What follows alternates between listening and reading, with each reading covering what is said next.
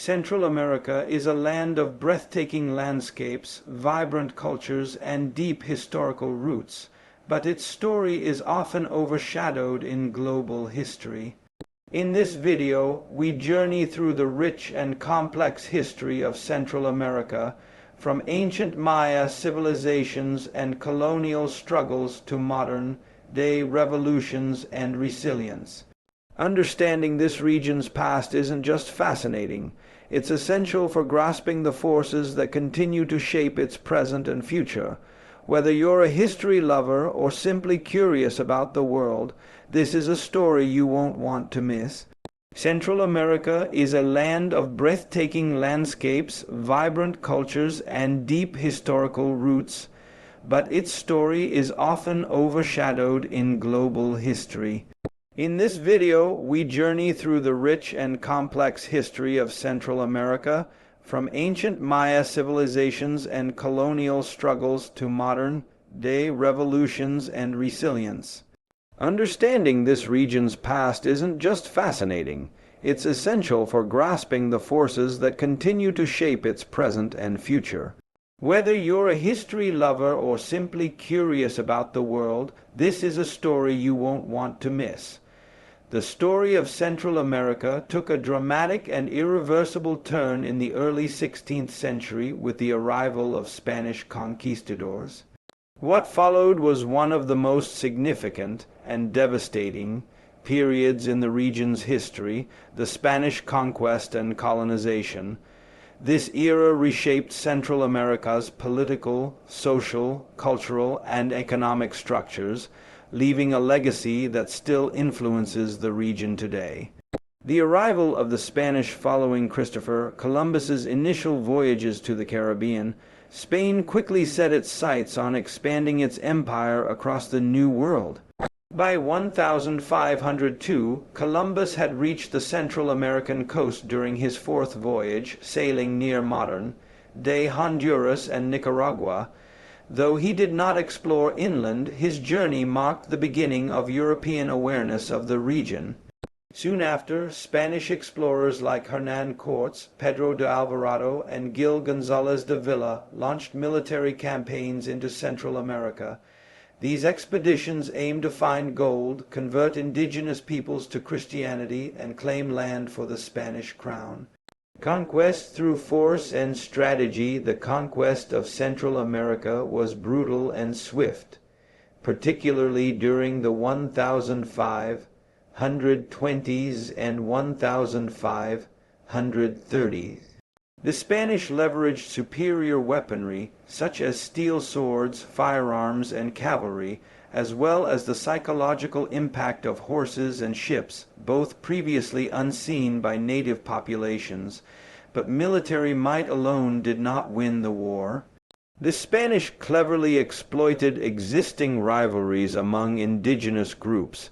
For instance, in Guatemala, Pedro de Alvarado formed alliances with native enemies of the Kayich Maya to help conquer them. Divide and conquer tactics allowed the Spanish to topple large, powerful societies one by one. Another critical factor was disease. European illnesses like smallpox, measles, and influenza decimated native populations who had no immunity. These plagues wiped out millions, sometimes before Spanish soldiers even reached their villages, causing the collapse of entire communities and weakening resistance efforts. Colonial administration and the encomienda system, once control was established, Spain imposed a rigid colonial system. Central America was organized into provinces within the Viceroyalty of New Spain, and later into the Captaincy General of Guatemala, which spanned from southern Mexico to Costa Rica. Spanish colonial rule relied heavily on the encomienda system, in which Spanish settlers were granted land and the right to force indigenous people to work it. In return, they were expected to protect the native people and convert them to Christianity. In reality, this system often led to extreme exploitation, forced labor, and cultural erasure. Catholic missionaries, particularly Franciscans, Dominicans, and Jesuits, played a major role in the colonization process. They built churches, founded schools, and baptized thousands. While some genuinely aimed to protect indigenous communities, many destroyed native religious sites, banned traditional practices, and forced European customs on native people. Cultural transformation and resistance over time, a new cultural blend emerged. Mestizo identity, a fusion of indigenous and Spanish heritage. Spanish became the dominant language, Catholicism the dominant religion, and European customs replaced many native traditions. However, indigenous peoples continued to resist, often in subtle ways, preserving their languages, practicing their religions in secret, or rising in armed rebellion when oppression became unbearable. Notable uprisings occurred across the region, including revolts in El Salvador, Honduras, and Guatemala, though most were violently suppressed. Still, these moments of resistance preserved a spirit of autonomy that would fuel later independence movements. Lasting impacts of colonization, the effects of Spanish colonization are still deeply embedded in Central American societies. The region's languages, religions, land ownership patterns, and economic systems all stem from colonial rule. Widespread inequality, especially affecting indigenous populations, is one of the most lasting scars of this period. Understanding the Spanish conquest is essential to grasp how modern Central American nations formed, both politically and culturally. It is a story of ambition, violence, cultural collision, and the endurance of native identity against overwhelming odds. The early 19th century marked a pivotal era in Central American history, the struggle for independence from Spanish colonial rule. Sparked by revolutionary currents sweeping across the globe, particularly in Europe, the United States, and South America, Central Americans began challenging over 300 years of foreign domination. This period was defined by hope, turmoil, and the birth of new nations, and its legacy still shapes Central America's political identity today. Global context and revolutionary inspiration by the late 1700s, Spain's grip on its American colonies had begun to loosen. The American Revolution 1776 and French Revolution 1789 had already introduced powerful new ideas about liberty, democracy, and national sovereignty. Then, in the early 1800s, Napoleon's invasion of Spain weakened the Spanish monarchy and disrupted its control over overseas territories. Simultaneously, other Latin American leaders like Simon Bolivar and José de San Martin were igniting independence movements in South America. Central American intellectuals, clergy, and Creole elites, people of European descent born in the Americas, were inspired by these changes and saw an opportunity to gain autonomy from Spain.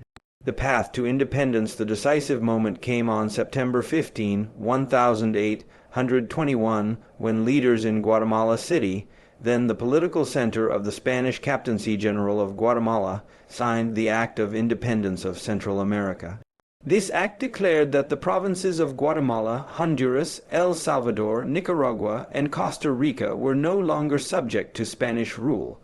It was a largely peaceful transition, marked more by diplomatic decisions than violent revolution.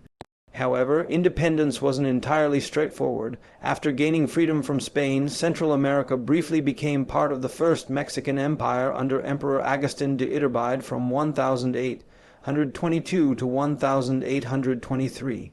When that empire quickly collapsed, Central America declared full independence once again. The Federal Republic of Central America in 1823, the newly independent provinces joined together to form the Federal Republic of Central America, also known as the United Provinces of Central America.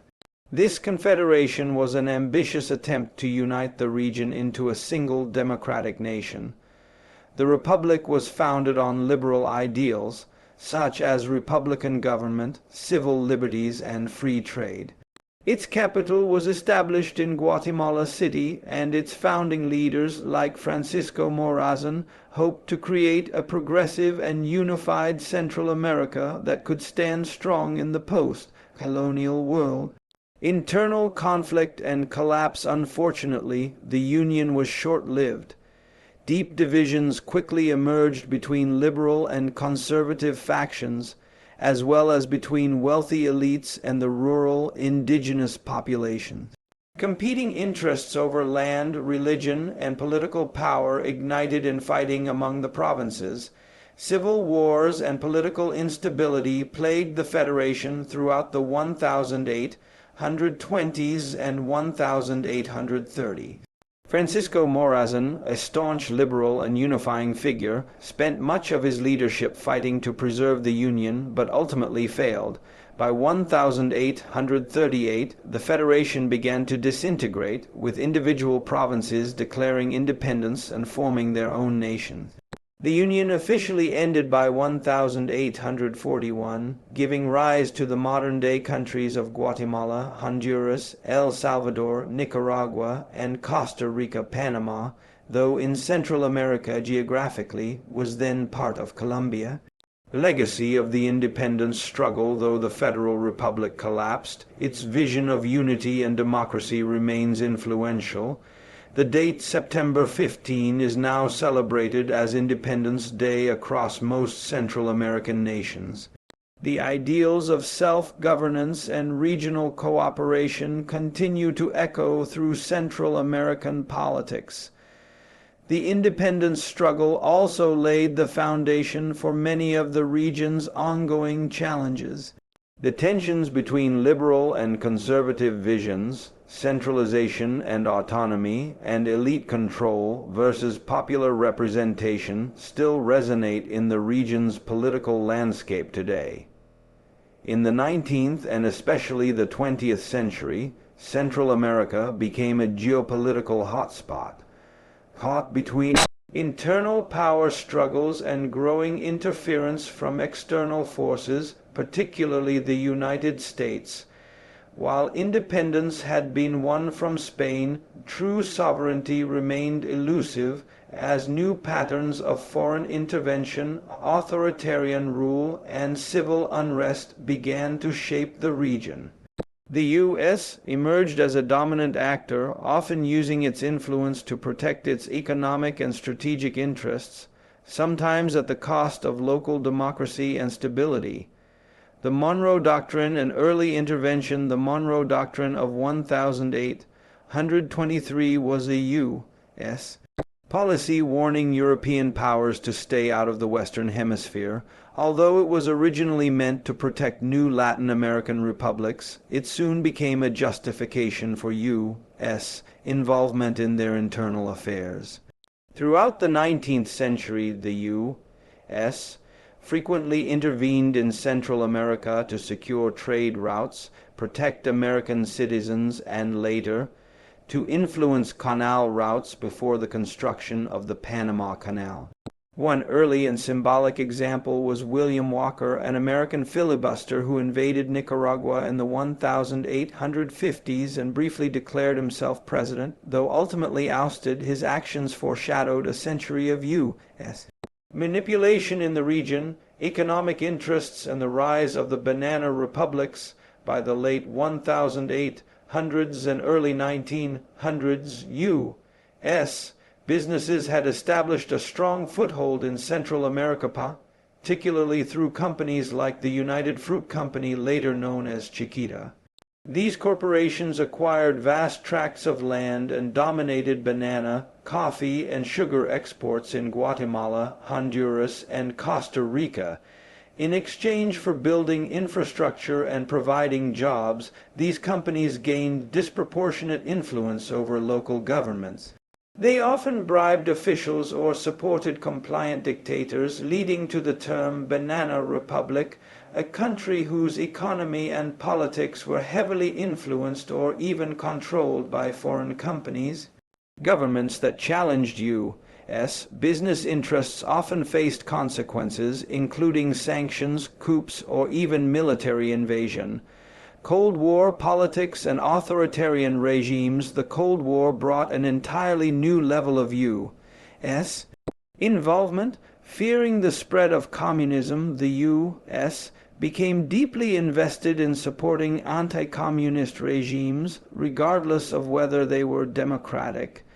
This led to direct and indirect support for authoritarian leaders who committed human rights abuses.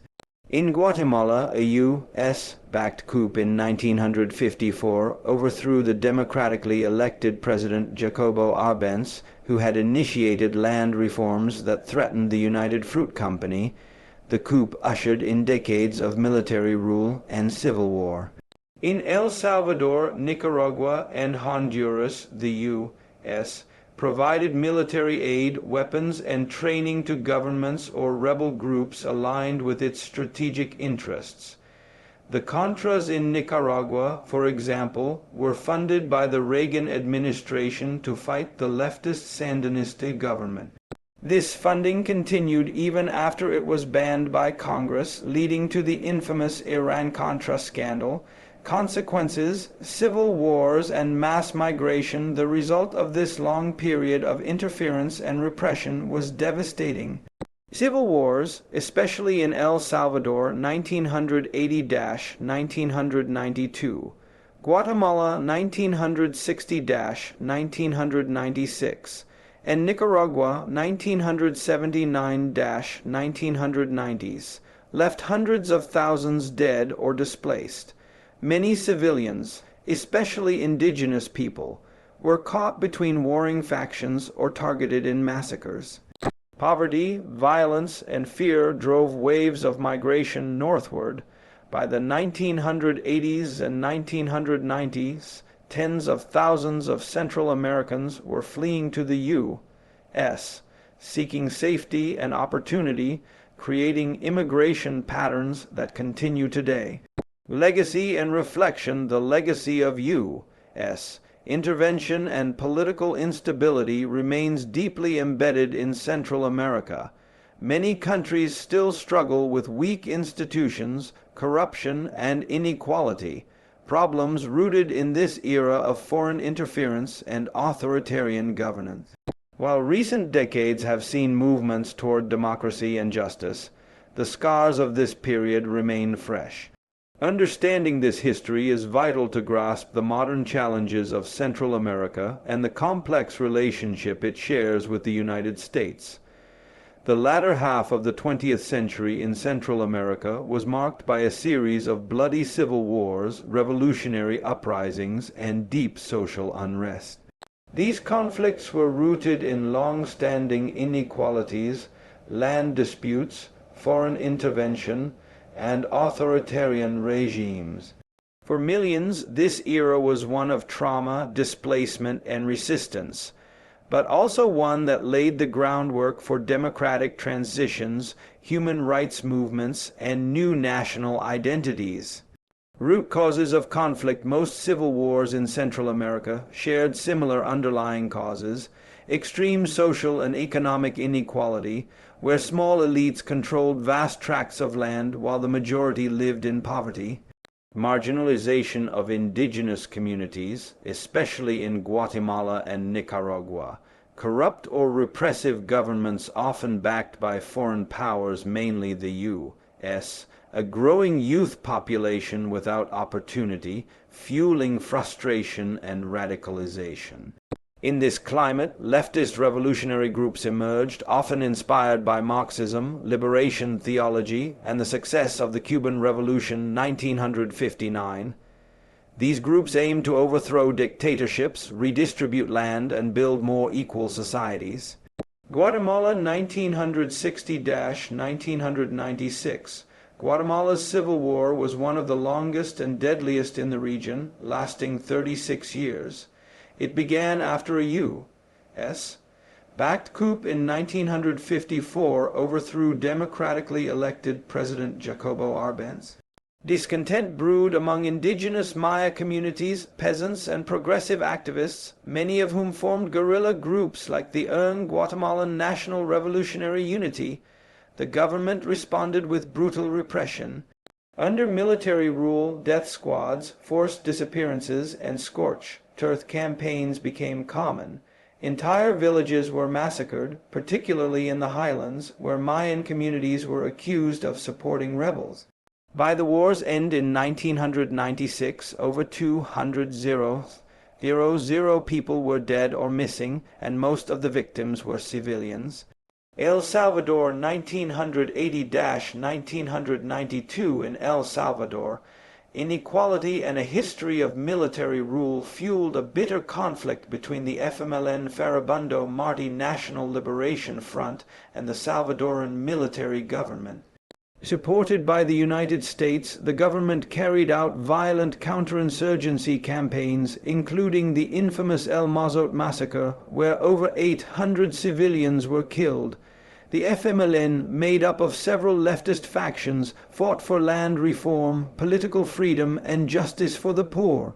The Civil War resulted in 75,000 deaths, tens of thousands of disappearances, and the displacement of over 1 million Salvadorans, many of whom fled to the U.S.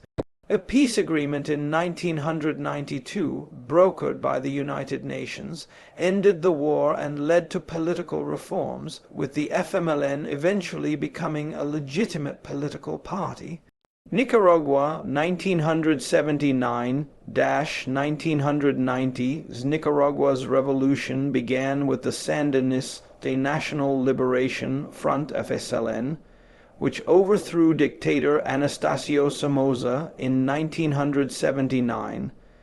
The Sandinistas, led by Daniel Ortega, launched progressive reforms focused on education, land redistribution, and health care.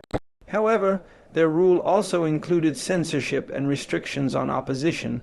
The U.S., fearing another Cuba-like scenario, began funding and arming the Contras, a rebel group composed largely of former Somoza loyalists and anti-communist fighters. This sparked a civil war that devastated the country, killing around 30,000 people. The conflict culminated in the 1990 democratic elections, where the Sandinistas lost power, but remained a significant political force in the decades to follow. Aftermath and human rights movements, though peace accords eventually ended the wars in Guatemala, El Salvador, and Nicaragua, the scars remain.